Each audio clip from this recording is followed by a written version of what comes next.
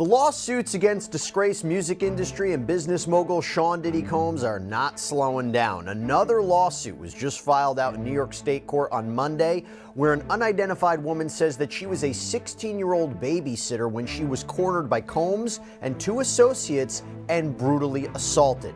I'm going to be taking a closer look at the lawsuit right now and how it compares to other complaints against Sean Combs. Welcome to Sidebar, presented by Law&Crime. I'm Jesse Weber. All right, so now it's time to talk about this new lawsuit. And we have an anonymous woman who would be in her 40s right now who says that she was just a high schooler working to make a little extra money as a babysitter when she was targeted by Sean Diddy Combs. Now, she, of course, is not the first and likely not the last to file a lawsuit against the music and entertainment mogul, right? As you know, Combs currently locked up in the Metropolitan Detention Center out in Brooklyn, New York, awaiting trial on federal racketeering and sex trafficking charges. Right now, his trial is scheduled to begin on May 5th, 2025. When you think about that, that is just right around the corner. We'll see if that date sticks, but I'll tell you what, we'll actually get a little bit more into the details about that trial timeline in just a minute. But first, I want to talk about this latest lawsuit. So it was filed in New York State Court on Monday. It is a state case, not a federal case. The named defendants are Sean Combs, aka P. Diddy, Bad Boy Entertainment Holding, Inc., doing business as Bad Boy Records, Combs Enterprises, LLC, and John Doe 1 and John Doe 2. By the way, I have to say, it's always interesting talking about Sean Combs' affiliated companies in these lawsuits because we can't forget that prosecutors in the Southern District of New York say that Combs was using the employees, the resources, and the influence of his multifaceted business empire to further a criminal enterprise. That is the main allegation in the indictment that he's currently facing. According to the indictment that was handed down by a grand jury back in September, quote, the defendant operated his business, headquartered at various times in Manhattan and Los Angeles, under a variety of United States-based corporate entities, including Bad Boy Entertainment, Combs Enterprises, and Combs Global, collectively the Combs businesses. Corporate entities in the Combs businesses included, among other things, record labels, a recording studio, an apparel line, an alcoholic spirits business, a marketing agency, and a television network and media company. And later on in the indictment, the government alleges members and associates of the Combs enterprise engaged in and attempted to engage in, among other activities, sex trafficking, forced labor, interstate transportation for purposes of prostitution, coercion and enticement to engage in prostitution, narcotics offenses, kidnapping, arson, bribery, and obstruction of justice. The defendant and others known and unknown participated in unlawful and other activities related to the conduct of the Combs Enterprises affairs. These individuals included certain Combs business employees, such as members of Combs security staff, household staff, personal assistants, and high-ranking supervisors, as well as other close associates of Combs. Now, to be clear, Combs has always maintained his innocence. He has entered a not guilty plea in federal court, reportedly told his attorneys that he can't wait to fight the allegations in court. That might be one of the reasons why they have been pushing for a trial that is, less than a year after he was arrested. You don't usually see that in a criminal case. And while Combs had previously settled that bombshell lawsuit that was filed against him by Cassandra Ventura, the one that really got the ball rolling on all of these legal actions against him, he has never been found liable for any misconduct in any of these lawsuits. I want to be clear about that. And he and his attorneys have adamantly denied claims of sexual assault in all of these lawsuits. By the way, totally off topic here, but I got to tell you something that I am very, very excited about. I have been using this men's grooming line for years. It's called Brickle. They're amazing. And now they are a sponsor of Sidebar. So for the guys out there or the ladies who want to buy something for the guys in their lives, we're talking moisturizers, eye creams, anti-aging products, and of course, hair. Hair products too. And by the way, you don't think I see all your comments online about my hair? You think I wouldn't see that? It's both flattering and insulting at the same time. Well, now you can try all these products too with their free, yes, free 16-piece sample kit. It includes face washes, anti-aging creams, hair care, more. All you're paying for is the shipping. There's no subscriptions, there's no strings attached, just a one-time introduction to the brand to see what works for you. So right now you can head over to bricklemensproducts.com/sidebar or scan the QR code on screen and claim your free kit today. So here, Jane Doe is alleging that the two identified men who were with Combs, again, John Doe 1 and John Doe 2, they are believed to be his employees and that they helped facilitate her alleged sexual assault. Now, her verified civil complaint reads, plaintiff brings suit against defendants to redress the substantial and lifetime injury she has suffered as a result of being drugged, sexually assaulted, and abused by Sean Combs or P. Diddy, while co-defendants facilitated and or directly participated in the action of Combs. Now, something to address real quick, a common argument would be, well, why is she filing a lawsuit now 25 years later? Right? If this really happened, why didn't she speak up earlier? That is a conversation that's been happening in the Sean Combs case from the very beginning. You could argue that, well, okay, it looks like it's a payday. She's just trying to jump in with all the other lawsuits that are being filed against Sean Combs. The other way of looking at it is, he was Sean Combs, right? If these allegations are true and you were scared about coming forward, and particularly if you were a minor when this happened, did you really think he was untouchable? He was untouchable. You can't really go after him. But when you see the multitude of lawsuits that are being filed against him and that he's currently behind bars, he's not out on bail, they may feel safe to come forward with their claims now. But nonetheless, she still has to prove that this happened just to win her case. And let's talk about that, because Jane Doe is suing for violation of New York's Gender-Motivated Violence Protection Act. We've talked about this many times here on Sidebar. This created a look-back window for victims to come forward and file claims, even if the statute of limitations would have normally run out and that their claims would have been time-barred. And that's where laws like the Gender-Motivated Violence Protection Act comes in, because as of March 1st, 2023, victims could pursue civil claims for past offenses no matter when they happen. That look-back window closes pretty soon, though. It's set to expire in March of 2025.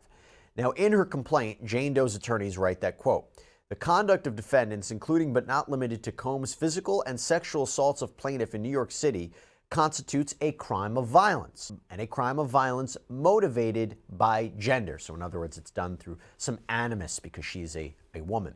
And a crime of violence motivated by gender against the plaintiff, as defined by the New York City Gender-Motivated Violence Act. In other words, you have to say that this act was motivated because of some sort of animus because she was a female. Now, it says the acts of the co-defendants fall clearly into prescribed behavior by either committing, directing, enabling a conspiracy in the commission of the offending behavior. According to the complaint, Jane Doe grew up in Lower Manhattan. She was 16 years old, living with her father and stepmother when she started working part-time as a babysitter in a building around the corner. Again, this is back in 2000. One of the women who lived in that building is described in this complaint as, quote, a well-known woman with whom the defendant was in a relationship. Now, Combs had started his meteoric rise to the top of the hip-hop world during the 90s, was a very well-known name at this point, especially in New York City. And the complaint reads, on or about in between late August or early September 2000, when she was 16 years old, just before school started, plaintiff was working as a babysitter in the building where Combs' romantic partner lived. As she left the babysitting job and was exiting the building, the plaintiff came upon Combs, who was in the presence of two male individuals who apparently worked for him. Combs was sitting in a car with the door open. Combs engaged her in conversation, asking where she was going so late at night and that it was not safe for her to be walking alone. She advised Combs that she lived around the corner, was familiar with the neighborhood, and would be fine. Combs offered a ride home several times, which she continued to refuse. After much cajoling by Combs, she agreed and got into his car. Getting into Combs' car that day was something plaintiff would come to regret forever. During the ride, plaintiff became scared when they did not drop her off at home as promised. The defendant gave her a drink to, quote, calm her down. She soon became groggy and unsteady. Combs and his staff, the two male co-defendants, proceeded to a location where she was sexually assaulted by Combs.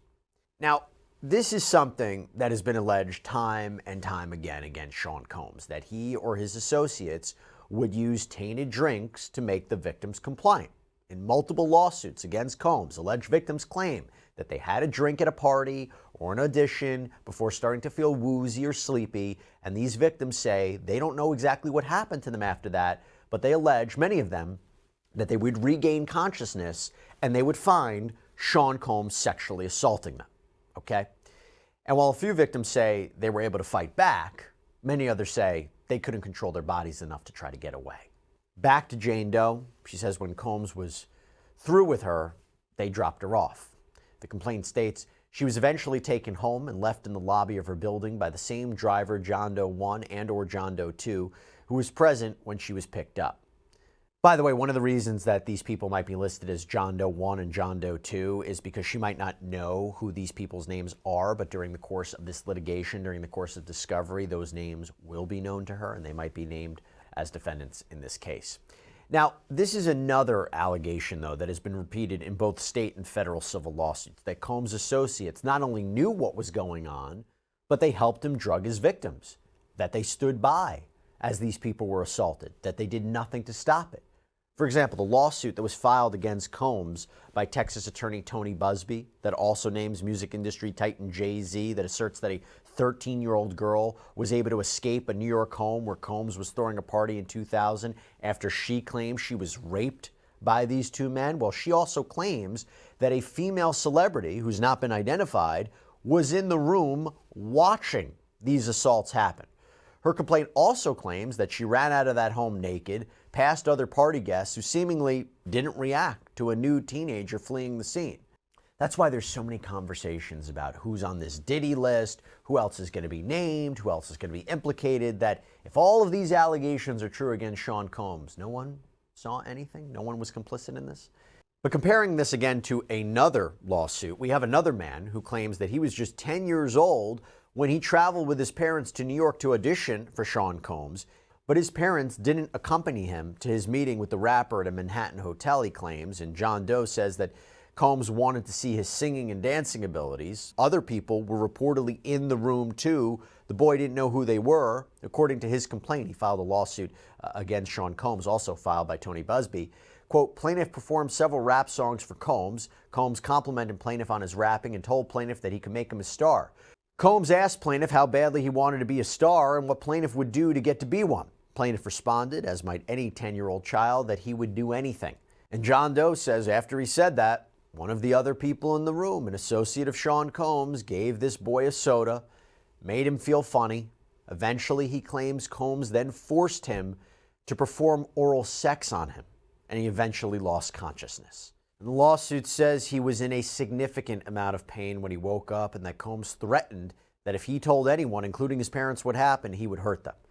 So going back now to the Babysitter's lawsuit against the rapper, it reads, given the extensive media coverage of Combs' abusive treatment of women, defendants Bad Boy Entertainment Holding, Inc. and Combs Enterprises, LLC had knowledge and were put on notice of the sexual abuse allegations made against them.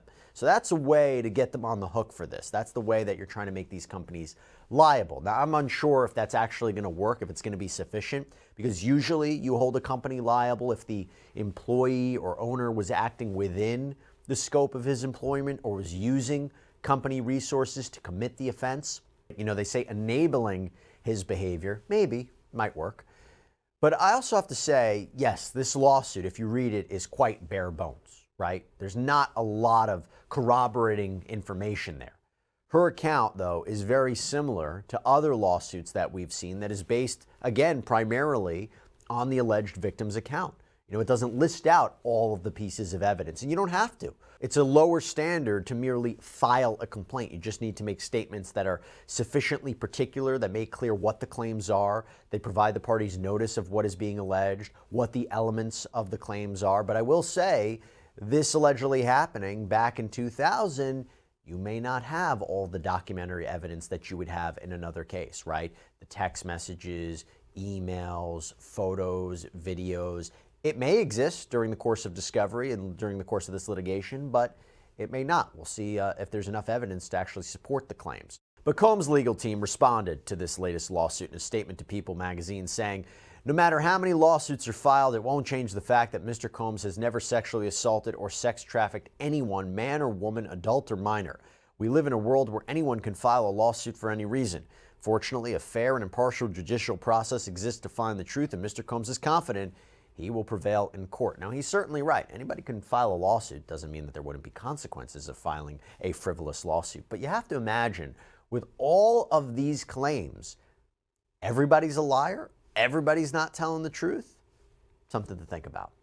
Now, Jane Doe is requesting a trial by jury, seeking a judgment against the defendants, quote, in a sum to be determined at a trial of this action and any further relief that the court deems is proper.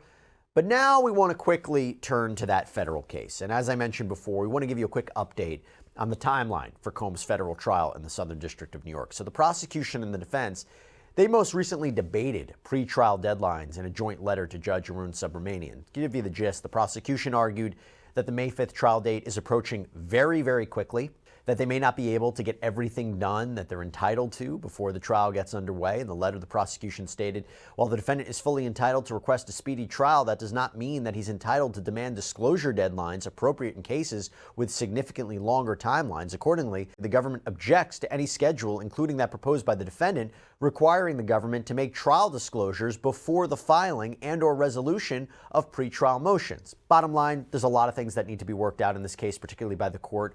We shouldn't have to, at this point, disclose more information about our case. It's too premature. The defense, though, took a different position, saying the government needs to disclose information as soon as possible. The defense objects to a modification of the existing pretrial schedule, which has been set for months. Defense counsel have planned around the existing schedule and are not in a position to file pretrial motions in just 4 weeks and only 1 month after the close of discovery, which included thousands of pages of search warrant affidavits. By the way, we did a whole sidebar on this. We broke down the different pretrial motions that we expect over the next several weeks, and I encourage everybody, if you're interested in this, to go check it out on our Law&Crime YouTube page. But here's what the judge decided will be the schedule moving forward, and this is important. On February 1st, the enterprise letter is due. Now, this is big because that letter filed by the prosecution should be laying out the specific acts and conduct that it says proves the racketeering conspiracy count, the main charge in this indictment that allegedly shows Combs and his associates were acting as one criminal enterprise. The defense says they need to know how to properly defend their client. They need more details. So when this enterprise letter is filed, I think it might give all of us a little bit more clarity on the prosecution's case. Maybe we'll even do a sidebar on that when it comes out. But I mean, according to a filing, it says the enterprise letter will also give the defense notice of the specific objects of the charged racketeering conspiracy, including, to the extent possible, the dates, times, places, and participants for each racketeering act. So that's due February 1st. Keep an eye out for that. Then, on February 17th, both sides need to have their pretrial motions filed. 2 weeks after that, opposition filings are due. Replies to those filings are due 1 week later, March 10th. And then when it comes to jury selection, which will likely be a massive undertaking given Sean Combs' worldwide celebrity and how much coverage there has been of this case, the proposed jury questionnaire forms are due April 11th, according to the judge's schedule. That is essentially the first step in this process, the forms that are sent out to prospective jurors to gauge their eligibility for jury service. But that is all we have for you right now here on Sidebar. Everybody, thank you so much for joining us. And as always, please subscribe on Apple Podcasts, Spotify, YouTube, wherever you get your podcasts. I'm Jesse Weber. Speak to you next time.